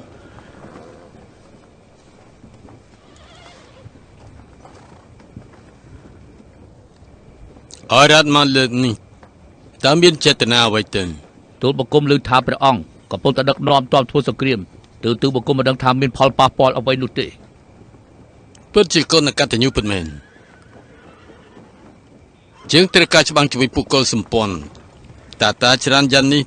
តែងតែឈ្លានពានជាដែនរបស់រាជវង្សមីងម្ដងហើយម្ដងទៀតក្លន់ទ្រព្យសម្បត្តិប្រជារាស្ត្រសម្រាប់ប្រជារាស្ត្រដូច្នេះយើងទ្រាំមិនបាននោះទេគឺអននេះកុលសម្ព័ន្ធអយរ៉ាត់ច្បាស់ជាមានចំណែកពាក់ព័ន្ធមានមនុស្សនៅក្នុងកុលសម្ព័ន្ធទូលបង្គំចាញ់អបាយកលរបស់តានេះមិនជាបញ្ជារបស់ម្ចាស់កុលសម្ព័ន្ធឡើយព្រះអង្គបើសិនជាទ្រង់ពេញប្រតិឲ្យកុលសម្ព័ន្ធអយរ៉ាត់វាយការបម្រើទូលបង្គំពេញចិត្តនឹងធ្វើជាទ័ពស្រួយមិនឲ្យនរណាឈ្លានពានទេកងទ័ពស្រួយលោកមានកងទ័ពប្រមាណទូលបង្គំមានកងទ័ព 4000 នាក់ជាង4000អីបើប៉ុណ្ណឹងទេអីចេះទៅរួចកងទ័ពយើងមានរាប់ម៉ឺនយើងមិនចាប់អារម្មណ៍នឹងកងទ័ព 4000 នាក់នោះទេតែទឹកចិត្តរបស់លោកយើងពិតជាយល់អញ្ចឹងលោកត្រឡប់ទៅវិញទៅប្រាប់កុលសម្ព័ន្ធរបស់លោកប្រាប់ឲ្យពួកគេដកថយចេះឆ្ងាយក្រាបទូលលើកនេះសម្ដេចតាបានឲ្យទូលបង្គំយកសុយសាអាករមកថ្វាយព្រះអង្គសេះល្អ500ក្បាលជាម200ក្បាលសូមព្រះអង្គទទួលទុកផងទៅក្រាបទូលហើយបានជាសម្ដេចតារបស់លោកមិនមកសម្ដេចតាធ្លាក់ខ្លួនប្រឈួនដូច្នេះមិនអាចធ្វើដំណើរបានទេក្រាបទូល នៅថ្ងៃនោះសម្ដេចតាបានធ្លាក់ទៅលើខ្នងសេះបើត្រូវការរាជពេទ្យឬក៏ថ្នាំអាចប្រាំពុជជាងបានក្រាបទូលសូមអធិរាជរាជវង្សមីងមានបញ្ជន10000ឆ្នាំ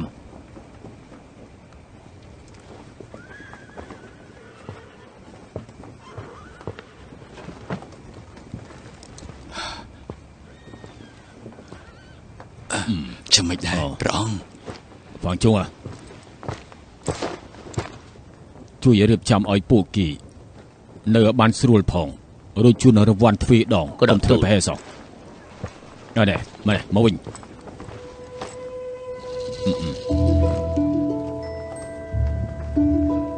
ទៅសួរពួកគេថាអធិរាជវង្សមីងម្នាក់នេះតើគេពេញចិត្តដែរទេសើបឲ្យច្បាស់ផងក្រាបទូលទៅចុះ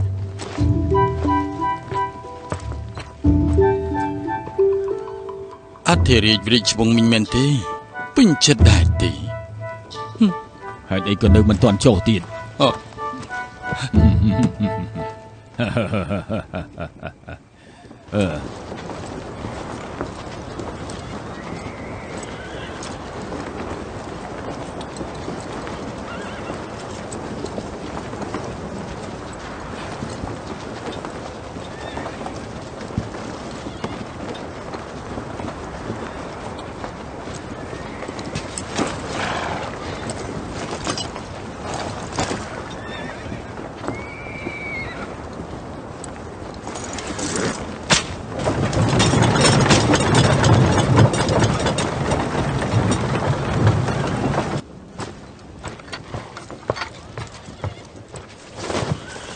ព្រះអង្គតើយ៉ាងមិនទៅគេធ្លាប់ឃើញប្រាក់ច្រើនមកពីដើមទៅអ្នកដែលមកជាមួយគេស៊ីផឹកសបាយរីករាយជូនពរឲ្យអធិរាជរាជវង្សមីងមានប្រជជន10000ឆ្នាំចុះរឿងដែលយើងឲ្យសួរយេស៊ីនម្នាក់នេះគួរឲ្យចាប់អារម្មណ៍ណាស់គេនិយាយថាអធិរាជរាជវង្សមីងមើលទៅគឺអង្គអាចមានប្រាជ្ញាឆ្លៀសវៃប៉ុន្តែទាហានដែលដាក់ដាវនៅក្បែរប្រកាយព្រះអង្គគឺជាវីរៈជនដ៏ពិតប្រាកដហើយក្រាបទូល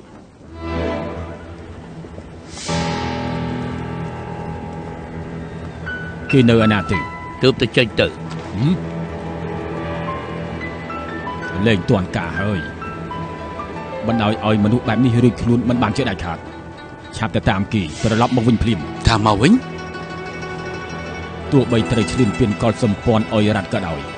យើងលែងខ្វល់ហើយតាមអ្វីដែលយើងបានឃើញគេគឺជាយុវជនដែលពោពេញទៅដោយកម្លាំងអាចនឹងចងអាឃាតភ្នែកធំមួយគូនោះគឺពោពេញទៅដោយមហិច្ឆតាទេវតាកំពុងតែលេងសើចជាមួយនឹងរាជវង្សមីងហើយមើលទៅមិនក៏មិនឆាប់ទៅក្រាបទូលទុំគុំទៅភ្លាម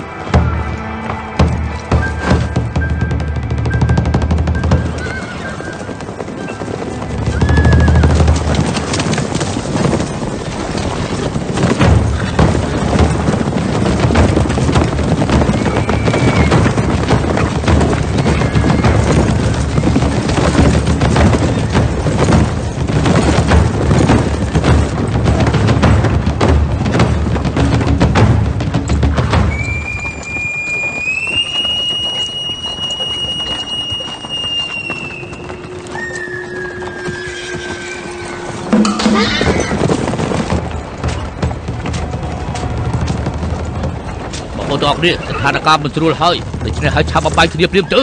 ឆ្លងចាប់តាមទៅ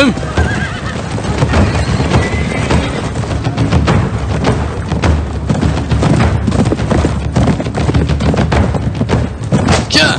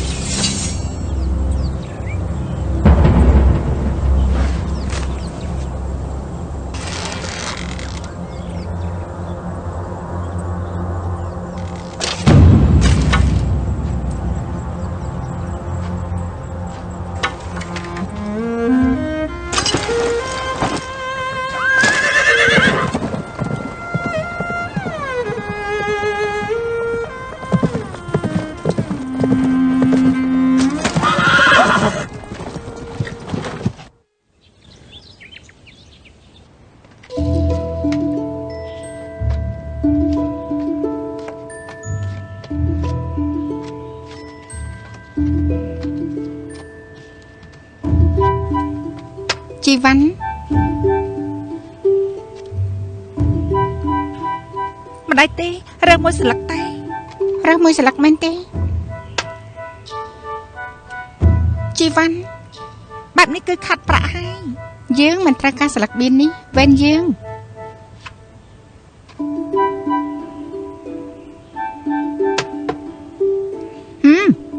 មួយនេះយកបានប្រមេខ្ញុំម្ចាស់លើដំណឹងមកថាព្រះអង្គច្បាំងឈ្នះកុដិសម្ព័ន្ធតាហើយលើកនេះបានប្រយុទ្ធយុទ្ធសាស្ត្ររបស់អូឡាន់អូទៀតខ្ញុំម្ចាស់គិតថាគួរតែយើងមកវិញនៅក្នុងពេលឆាប់នេះឆាប់មកវិញគឺល្អហើយសម្មាសម្ពុទ្ធោយើងត្រូវឲ្យធូបថ្វាយបង្គំព្រះរាល់ថ្ងៃព្រឹកមិញខ្ញុំម្ចាស់បានឃើញរាជទាយានតែដំណាក់ពេញពោបើសិនជាមានរាជកិច្ចអ្វីគឺគួរតែមកវិញធ្វើការនៅដំណាក់សុខភាពរាជទាយានមានតម្លៃជាងទាហានមិនប្រមាណអ្នកនោះទៅទៀតមើលចុះឯងនឹងមានសិលឹកបៀតតូចប៉ុន្តែចាប់ផ្ដើមបារម្ភពីទឹកដីអ្នកដទៃទៅហើយលឿងវ៉ាន់យើងយកទៀតហើយប្រមេលេងបៀននេះពិតជាមិនឈ្នះត្រង់នោះទេចិនខុងឆៅអាយ៉ាព្រះជាយាត្រង់បានសិលឹកបៀនល្អរហូតពួកខ្ញុំទាំងពីរចាញ់ត្រង់គ្រប់ពេលខ្ញុំម្ចាស់សុំធ្វើជាអ្នកសាបបៀនម្ដងហើយនេះដល់ពេលហើយខ្ញុំម្ចាស់សុំតដាំថ្នាំសិនរឿងនេះត្រូវលំបាកដល់ឯងហើយ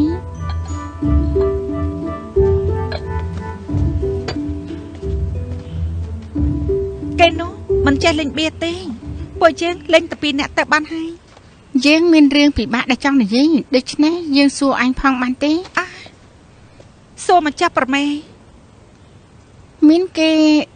ចាត់ប្រកាន់អ៊ំស្រីរបស់នាងរឿងនេះធ្វើឲ្យយើងទ្រាំមិនបានប៉ុន្តែពេលដែលរើចុះមកនៅក្នុងវាំងមានរឿងជាច្រើនត្រូវកង្វល់គេមិនអាចសម្រាប់នៅលើក្រែបែបនោះរហូតបានឡើយត្រូវតែប្រតិបត្តិជាមួយគេដូចជារាជវង្សខ្ញុំម្ចាស់នឹងសួរថ្វាយត្រង់តតែនាងនឹងខ្លាចទៅជាព្រះជាយាព្រះរាជទាយាទតាមទំនៀមទម្លាប់ទូទៅក៏ប្រសាច្បងជាអ្នកមើលការខុសត្រូវក្នុងគ្រួសារទាំងក្នុងនិងក្រៅត្រូវតែមានជំនួយការផ្ទាល់ខ្លួនម្នាក់គឺទាំងនេះធ្វើដើម្បីខ្លួននាងខ្លួនឯងប្រមេគ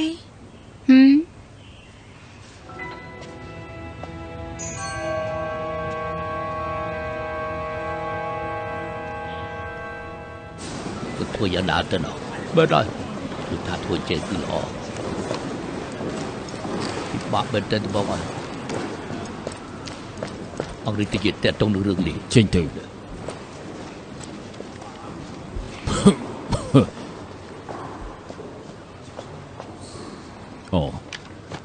ការធ្វើសឹកបានបញ្ចប់ទៅហើយព្រះអង្គគឺត្រូវការបែងចែកកម្លាំងទ័ពប៉ុន្តែតាមគំនិតរបស់ខ្ញុំទាហានមិនគួរបែងចែកនោះទេគួរតែប្រមូលផ្ដុំទើបត្រឹមត្រូវមិនត្រឹមតែបែងចែកកងទ័ពមិនបាននោះទេអាវុធឧបករណ៍ក៏ត្រូវតែរៀបចំសារជាថ្មីហើយនេះក៏មិនមែនជារឿងងាយស្រួលដែរពួកលោកកុំអាចនិយាយតាមខ្ញុំគ្រាន់តែធ្វើការណែនាំប៉ុន្តែពួកយើងត្រូវតែរកវិធីដោះស្រាយឲ្យសមហេតុផលបើសិនតែត្រូវបែងចែកកងកម្លាំងពិតមែនពួកយើងគួរតែបែងចែកយ៉ាងម៉េចពួកលោកគិតយ៉ាងម៉េចបែងចែកស្លាប់ឆ្វេងស្ដាំឲ្យព្រះអង្គម្ចាស់ហាននិងព្រះអង្គម្ចាស់ចៅដឹកនាំទ័ពរួចព្រះអង្គត្រូវយាងឆ្លងទន្លេដានហឺតើមែនទេ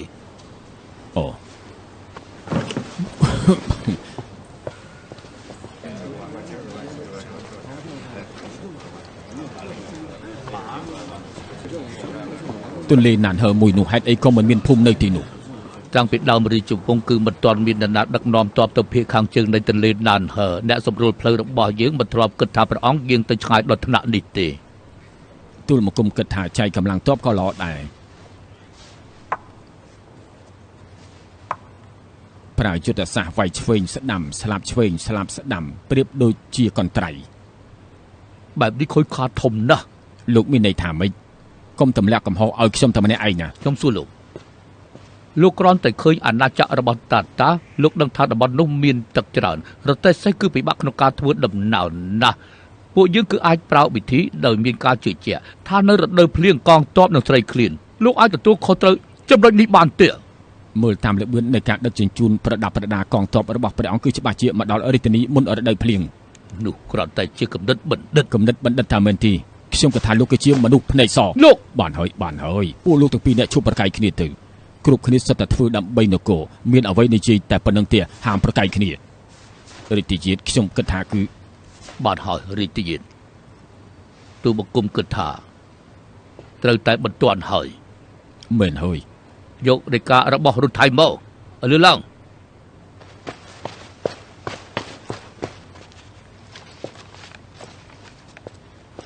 រដ្ឋថៃគឺផ្ញើដីកាឲ្យពួកយើងជួយក្នុងឆ្នាំនេះដោយរាយការណ៍ថាកុលសម្ព័ន្ធអ៊ុយរ៉ាត់គឺបានសម្លាប់កុលសម្ព័ន្ធពួកគេក្នុងពេលនោះដែរមូលដ្ឋានរបស់ពួកគេគឺនៅត្រង់នេះប៉ុន្តែការចេញច្បាំងលើកនេះរបស់ព្រះអង្គមូលដ្ឋានរបស់រដ្ឋថៃគឺបានងាកមកខាងនេះជិត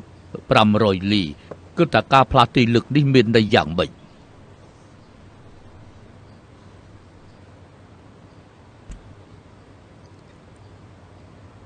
នេះមានន័យថាការបង្កប់ទ័ពដើម្បីស្ទាក់វាយពួកយើង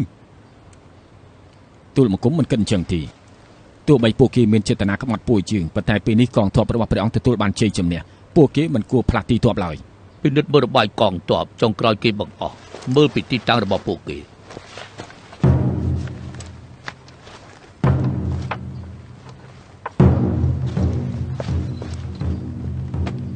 កុលសម្ព័ន្ធអ៊ុយរ៉ាត់នៅខាងស្ដាំកុលសម្ព័ន្ធតាតាននៅខាងមុខអូលៀងហានៅខាងស្ដាំអរថៃនៅខាងដឹកជញ្ជូនស្បៀងរបស់ពួកយើង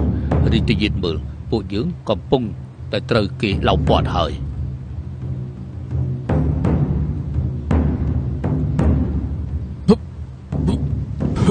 រីតយិតមិនអីទេបើជុំពួកយើងត្រូវតែឆាប់សម្រេចចិត្តឲ្យទៅណែគាត់ត្រាទៅព្រះអង្គទ្រង់យកជ័យជំនះធំដោយច្បាំងឈ្នះកលសម្ព័ន្ធតាគឺជារឿងមួយគួរតែត្រេកអរឬមួយក៏គួរឲ្យព្រួយបារម្ភតាចាញ់គឺមិនបង្កបញ្ហាទើបដកទ័ពថយជារឿយកលសម្ព័ន្ធអ៊ូលៀងហានិងអ៊ុយរ៉ាត់គឺបានបង្កប់កងទ័ពឆ្វេងទាំងស្ដាំព្រមទាំងទ័ពជើងចំណែកឯអ៊ូរុថៃគឺបង្កប់កងទ័ពបញ្ជូនស្បៀងរបស់ពួកគេផងនេះគឺជារឿងដែលគួរឲ្យព្រួយបារម្ភណាស់គឺរដូវភ្លៀងជិតមកដល់ហើយការដឹកជញ្ជូនស្បៀងគឺកាន់តែលំបាកបើសិនជាសម្ព័ន្ធមិត្តទាំង3រួមដៃគ្នាពួកយើងនឹងធ្វើការដឹកជញ្ជូនអាវុធកាន់តែលំបាកបែបនេះការពារសត្រូវកាន់តែពិបាកដែរគួរទៅរកវិធីឲ្យហើយទៅក្របទូលសរសេរនៅក្នុងដីកាមួយឃ្លាទៀតទៅព្រះអង្គត្រូវបែងចែកកងកម្លាំងទ័ពជាបន្ទាន់បែងចែកជាស្លាប់ឆ្វេងស្ដាំគឺដើម្បីបំបែកការវាយលុកអ៊ុយរ៉ាត់និងអូលៀងហាហើយបើសិនជាមិនអាចយកឈ្នះក្នុងពេល5ខែទេត្រូវដកថយជាបន្ទាន់អ៊ូចាងលៀងដែលបានច្បាំងលើសមរភូមិអ៊ូចាងខួរពេលដែលសត្រូវដឹងថាកងទ័ពមានការកើនឡើងយើងត្រូវឈានឱកាសវាយលុកឆាប់ផ្ញើចេញទៅភ្លាមទៅបើសិនជាបែងចែកកម្លាំងទ័ពពួកយើងត្រូវធ្វើផែនការត្រៀមទុកជាមុនហើយទៅបានទូបង្គំនឹងដឹកនាំមនុស្សចាត់ការរឿងនេះប៉ុន្តែពេលនេះអ៊ុយរ៉ាត់មានកងទ័ពនៅម្ដុំណាបើមិនពិភាក្សាឲ្យច្បាស់ទេពួកគេនឹងយកលេខថាមានទ័ព 4-5,000 នាក់ក៏ប៉ុន្តែខាងយើងមានដំណឹងថាមានតែ 30,000 អញ្ចឹងបែងចែកទ័ពយ៉ាងម៉េចព្រះអង្គគឺមានទ័ពថ្មើរជើង 8,000 នាក់ទ្រង់គឺជំរាបបញ្ជាការចំណុចកណ្ដាលស្លាប់មួយសែននាក់ទ័ពទាំងអស់នោះគឺត្រូវលេបពួកយើងដែលគិតថាព្រះអង្គចាស់ជ្រាឲ្យទៅបង្ខំពួកយើងគ្រប់វិធី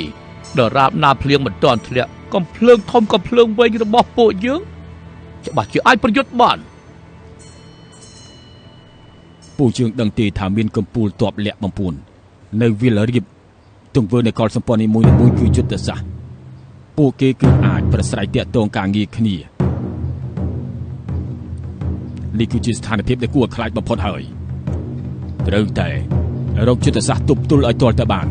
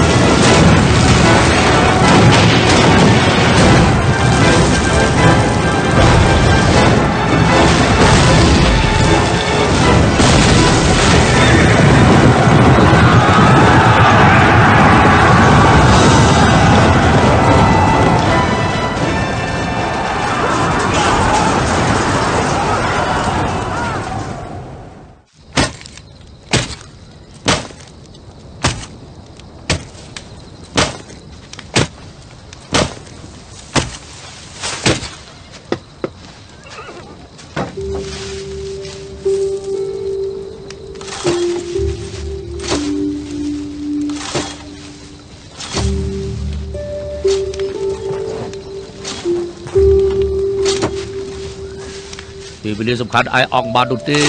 តែទាំងអស់នេះមិនមែនកូនប្រុសលោកបងចាំបាច់បុកអំបិលឲ្យលម្អិតធ្វើបែបនេះធ្វើឲ្យមនុស្សដេកមិនឆ្អែតមករំខានសេះទៀន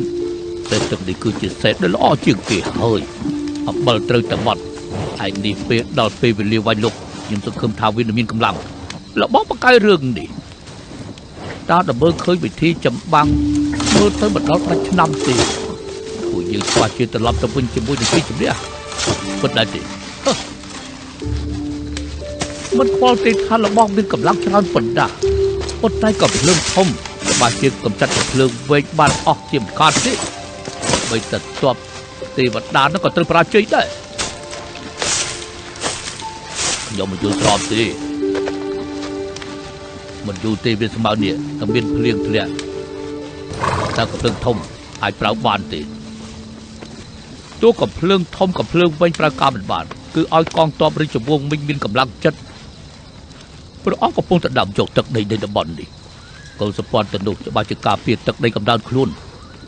កងទ័ពរាជវង្សវិញគឺមានកម្លាំងចិត្តប៉ុន្តែខ្ញុំមិនគិតចឹងទេឯងទៅដីទៅថ្ងៃនេះទុកឲ្យខ្ញុំទៅយាមចុះ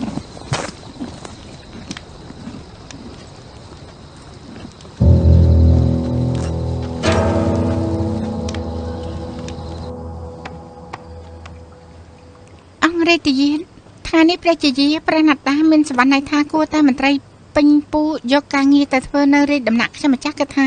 រឿងនេះមានហេតុផលត្រង់ក៏យ៉ាងម៉េចដែរព្រះពរការធ្វើការត្រូវតែមានច្បាប់ទម្លាប់ដំណាក់របស់យើងមិនមែនជាក្រសួងពេញពូបើសិនជាយើងយករឿងកងទ័ពទៅប្រជុំនៅដំណាក់គឺច្បាស់ជាមានគេនិយាយថាយើងមានរឿងលាក់បាំងថ្ងៃនេះព្រះជាយារបស់យើងបាននិយាយបែបនេះដែរដូច្នេះមិនចាំបាច់និយាយរឿងទាំងអស់នេះទេប៉ុន្តែមនុស្សគឺជាអ្នកសាងច្បាប់ឡើងច្បាប់ជារបស់ងាប់ប៉ុន្តែមនុស្សមិនមែនអញ្ចឹងទេបែជីងខុសពីណានជីងវានៅឆ្ងាយពីជេដែនប៉ុន្តែខ្យល់រងាណាអេខ្ញុំម្ចាស់ទៅតាមរាជពេទ្យមកមិនចាំបាច់ទេចាំដល់ព្រឹកទៅខ្ញុំម្ចាស់នឹងទៅតាមរាជពេទ្យមកភ្លាមត្រឡប់មកវិញឆាប់មកវិញមិនបាច់ទៅរំខានរាជពេទ្យទាំងយប់ទីបើសិនជានាងទៅតាមរាជពេទ្យស្មាននេះគឺគ្រប់គ្នាប្រកាសជាបានដឹង